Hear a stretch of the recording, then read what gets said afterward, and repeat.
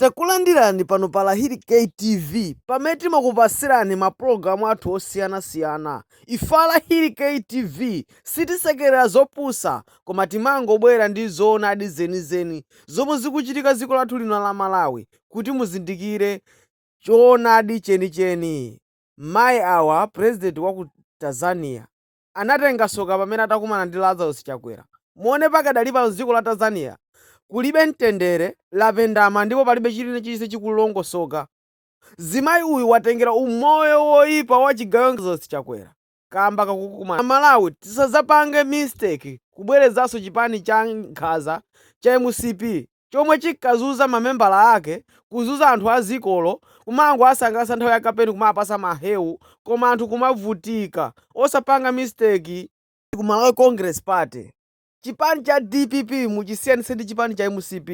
Nduna za DPP zikufuna kuthandiza anthu ake.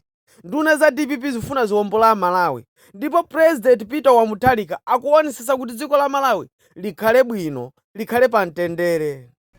Walankhulira ku nyumba ya malamulo pamene amatsegulira parliament.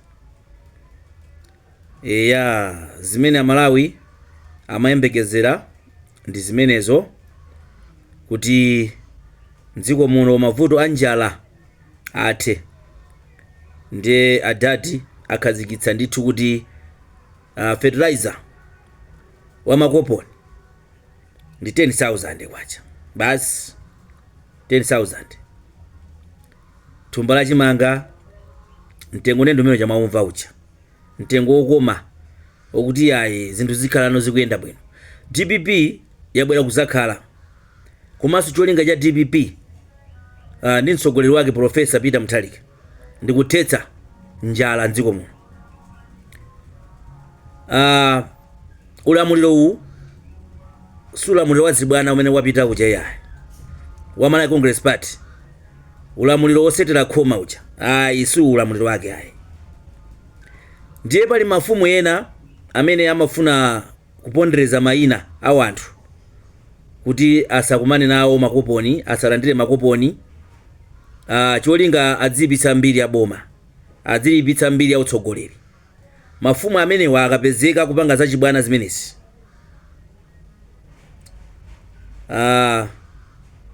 akumana ndi zosana kumane nazo yayi, chifukwa ulamuliro uwu ndi ulamuliro wa Profesa Peter Muthalika ndi chipani chake cha DPP.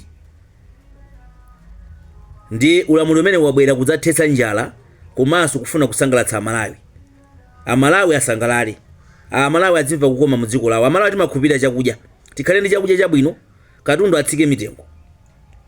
Ndiye mafumu ena amafuna kubwera ndi zinthu zina zofuna kumapondereza anthu mayina, akatuluka mayina awo anthu akagule fertilizer makoponi, iwo aja nkumabisa makoponi, kumabisa mayina a anthu.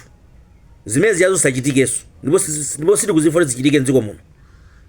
Fumu imene ngapezeke kupanga zimenezi, fumu imene yoyo iwona zoti sinaone yayi. Chifukwa ulamuliro ndi wa mkulukuta moyo, ndi mkulukuta moyo sakufuna zachibwana, akufuna dziko liyende bwino, anthu amve kukoma. 5 years ikamatha aliyense adzasembera kukoma kuti mkulukuta moyo wagwira ntchito dziko muno. Ndecho ndi mafumu m'midzimo athandizeni anthu alandire makoponi moyenerera. Chinyengo ayi, chinyengo chisiyenuko,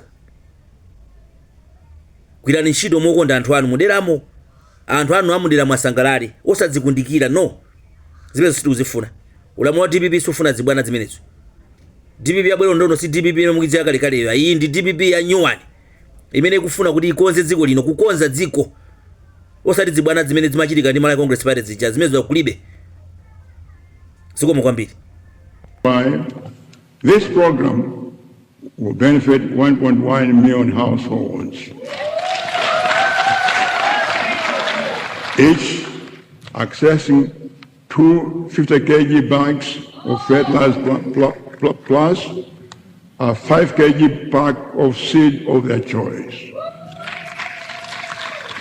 The beneficiaries will be paying only 10,000 per bag of fertilizer.